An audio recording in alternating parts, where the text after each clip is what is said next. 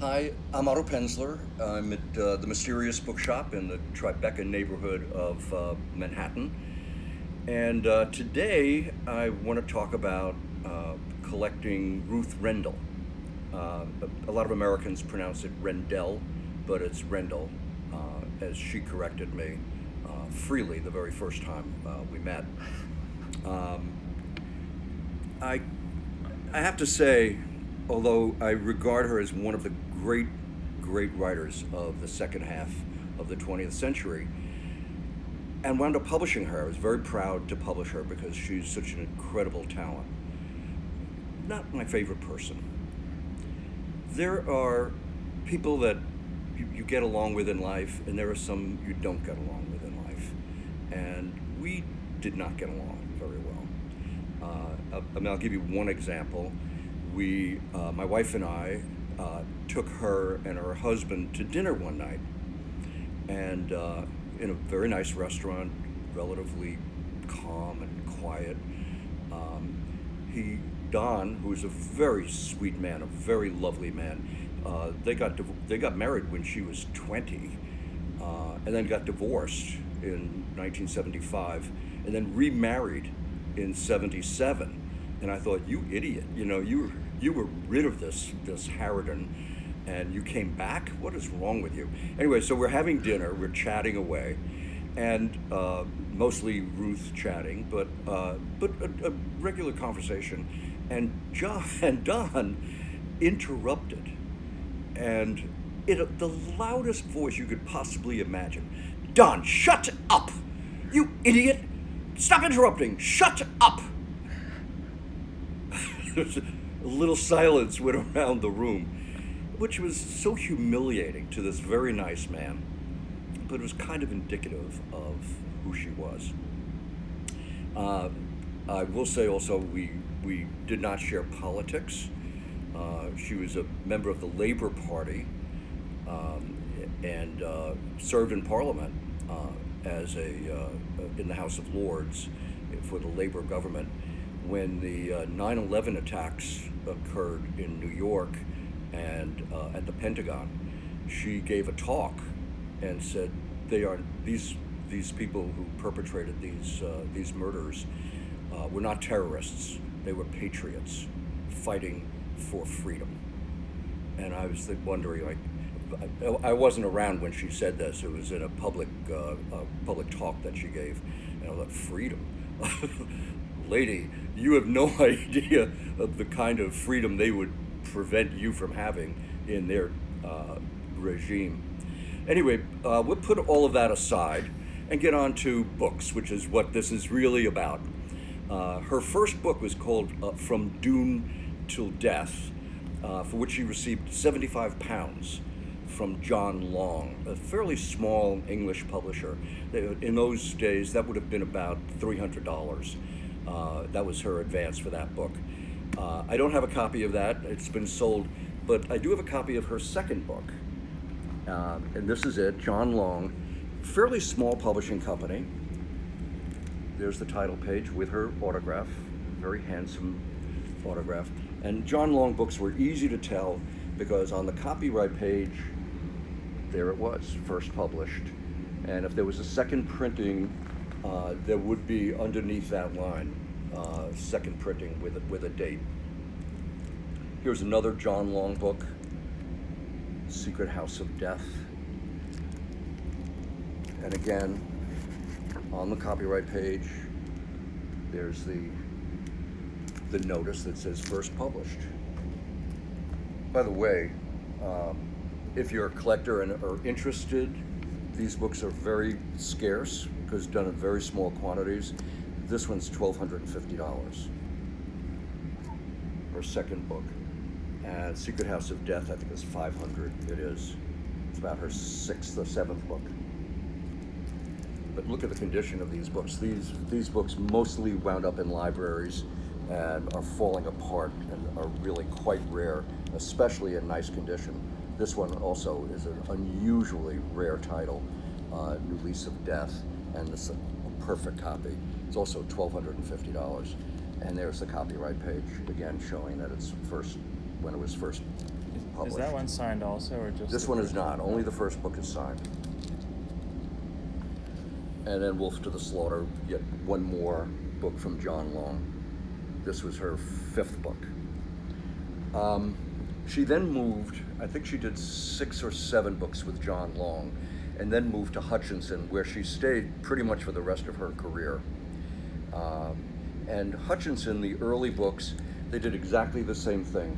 There's the title page, which says when it was first published. And these books are much more common.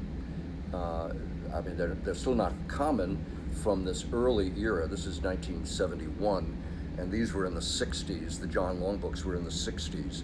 So they're still uncommon, but they're not as rare as the John Long books. This is like 200.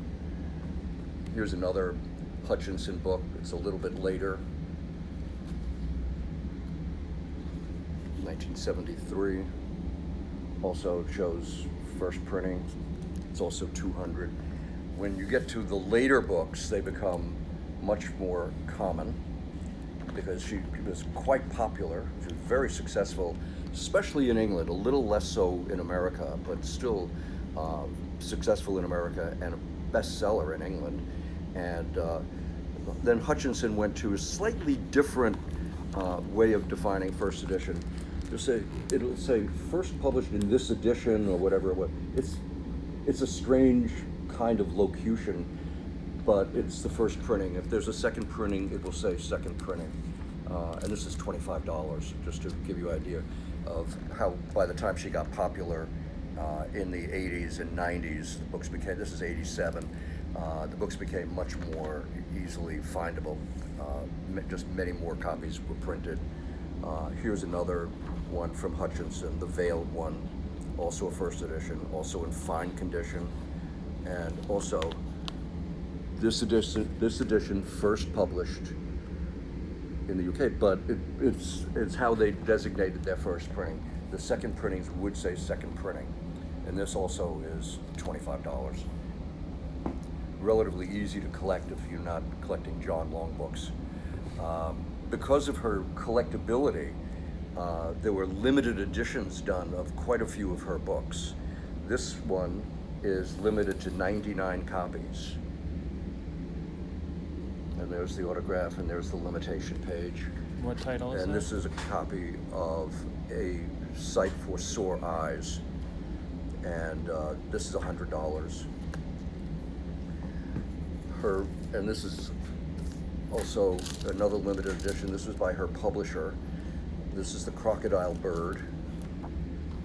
And it'll say the same thing. This edition first published, and gives the date, showing that it's a first. But this was specially bound in a limited edition format. And there's that page. Special binding, numbered.